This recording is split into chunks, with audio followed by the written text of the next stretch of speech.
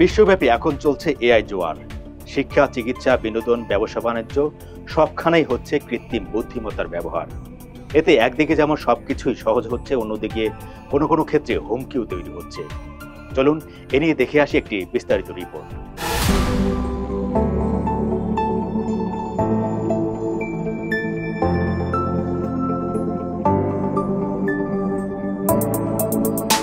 একসময় সায়েন্স ফিকশনের গল্পে শোনা যেত বুদ্ধিমান মেশিনের কথা, কিন্তু আজ কৃত্রিম বুদ্ধিমত্তা বা আর্টিফিশিয়াল ইন্টেলিজেন্স, সংক্ষেপে এআই, কোনো কল্পকাহিনী নয়, বরং আমাদের বাস্তব জীবনেরই প্রতিদিনের অংশ।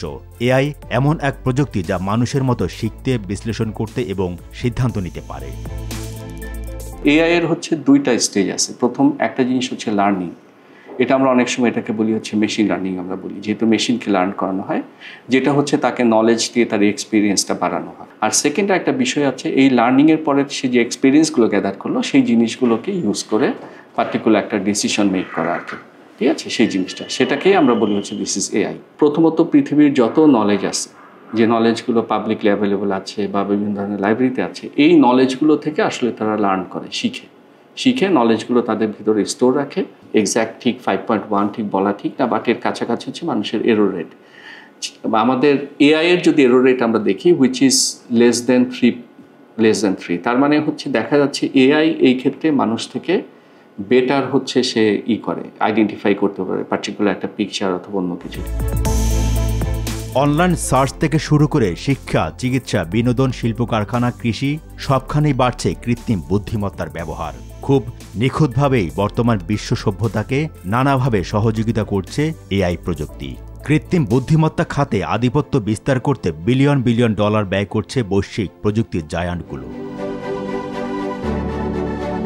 এখানে যদি আমরা এআই ইউজ করি, তাহলে কিন্তু আমরা খুব সহজে একজন মানুষকে কি ট্রিটমেন্ট দেওয়া উচিত বা তার আসলে প্রবলেমটা কি, ডায়াগনোসিস অ্যান্ড ট্রিটমেন্ট, এই বোধ কাজটা কিন্তু এআই এর মাধ্যমে আমরা খুব সহজে করতে পারি আর কি। এটা পার্টিকুলার একটা মাছের জন্য বা যে কোনো একটা কৃষি পণ্যের জন্য, ঠিক আছে, আমাদের আসলে কি ধরনের সার দেওয়া উচিত, কখন দেওয়া উচিত, এটার ময়েশ্চার কেমন থাকা উচিত, টেম্পারেচার কত থাকা উচিত, ঠিক আছে, সেই জিনিসগুলো কিন্তু এর মাধ্যমে আমরা খুব সহজে ডিসাইড করতে পারি। এতে হচ্ছে আমাদের কাজকর্ম অনেক ফাস্টার হচ্ছে। আমাদের মাঝখানে যে অনেক সময় লাগতো পার্টিকুলার একটা কাজ করার জন্য, সেই সময়টা হচ্ছে বেঁচে যাচ্ছে। তবে কৃত্রিম বুদ্ধিমত্তার ব্যবহার মানুষকে সবকিছু সহজ করে দিলেও সাইবার নিরাপত্তায় হুমকি সহ ঝুঁকিও তৈরি করছে অনেক ক্ষেত্রে।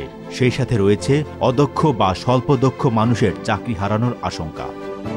একটা এআই পৃথিবীর অনেক কিছুই করতে পারে, অনেক ডেভেলপমেন্ট করতে পারে, কিন্তু যদি একজন ক্রিমিনালের হাতে এআইটা যায় এবং সে যদি কন্ট্রোল করতে পারে এটাকে, তাহলে আলটিমেটলি সে কিন্তু ব্যাংক, বিমা, ঠিক আছে, তারপর অনেক কিছু থেকে কিন্তু সে অনেক ধরনের অনিষ্ট করতে পারে। সারা পৃথিবীতে এটা একটা বড় একটা ডিসকাশন, মানুষের প্রাইভেসি এবং তার এআই, এই দুটার ভিতর কিন্তু একটা ট্রেড অফ কিন্তু আমাদের করতে হবে। কারণ একটা মানুষের প্রাইভেসি আমরা যেমন নষ্ট করতে পারবো না, আবার এআইও আমরা ইউজ করবো। সো দুটা জিনিস কিন্তু আমাদের কাছে ইম্পর্টেন্ট। বাংলাদেশেও এআই প্রযুক্তির ব্যবহার বাড়ছে দিন দিন। শিক্ষা, স্বাস্থ্যসেবা, শিল্প কারখানা থেকে শুরু করে কৃষি, এমনকি ব্যাংকিং খাতেও এআই প্রযুক্তি ব্যবহার হচ্ছে। এই প্রযুক্তিকে সামনের দিকে এগিয়ে নিতে দেশে বাড়ছে গবেষণাও। ঢাকা বিশ্ববিদ্যালয়ে এআই রিলেটেড হচ্ছে রিসার্চের জন্য, রিসার্চ ডেভেলপমেন্ট এবং অ্যাপ্লিকেশন তৈরি করার জন্য আমরা এখানে একটা সেন্টার করতে চাই এবং আমাদের বিশ্ববিদ্যালয় প্রশাসন এটাকে সাহায্য করছে। ইউজিসি আমাদেরকে হেল্প করবে, আমরা জানি আর কি এই জিনিসগুলো নিয়ে। গভর্নমেন্টও হেল্প করবে। বাংলাদেশের ছেলেমেয়েরা যে পরিমাণ মেধাবী, আমাদের এই তরুণ সমাজ, তাদেরকে যদি আমরা প্রপারলি কাজে লাগাইতে পারি এআই বা এইসব কাজে, তাহলে তারা অবশ্যই বাংলাদেশের জন্য একটা রেগুলেশন তৈরি করতে পারে, প্রপার যদি আমরা এটাকে করতে পারি, এবং বাংলাদেশের ইকোনমি ডেভেলপমেন্ট সেই ক্ষেত্রে অনেক অনেক ফাস্টার হবে। এআই এর হাত ধরে এগিয়ে যাচ্ছে ভবিষ্যতের বিশ্ব। তাই এখন দরকার এআই নিয়ে নীতিমালা নির্ধারণ এবং তথ্য প্রযুক্তিকে সবার জন্য আরও সহজলভ্য করা।